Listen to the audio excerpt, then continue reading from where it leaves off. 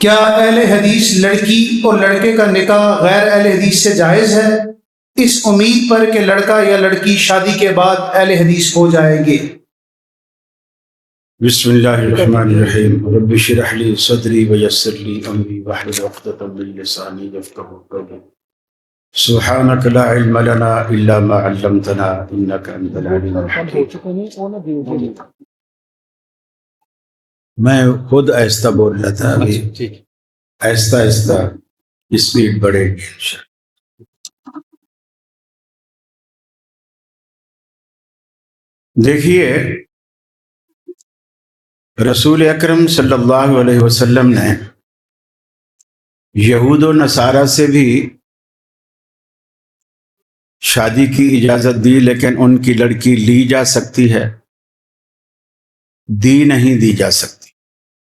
اسی طرح اگر غیر اہل حدیث کی لڑکی بھی آپ لے رہے ہیں اور وہ کلمہ گو بھی ہے اور غیر اہل حدیث ہے تو درست ہے۔ رہی بات پڑھانے کی، رسول اکرم صلی اللہ علیہ وسلم کا نکاح ابو طالب نے پڑھایا تھا، جو کہ مسلمان بھی نہیں تھا، اور اس وقت ابھی اسلام بھی نہیں آیا تھا۔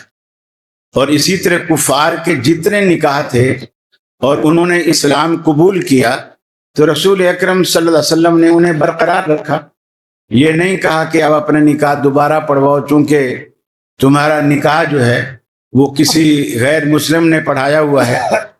اصل ایجاب و قبول، اصل نکاح یہ ہے، پڑھانے والا جو قاضی ہے اس پر نکاح کا حکم اس پر موقوف نہیں ہے۔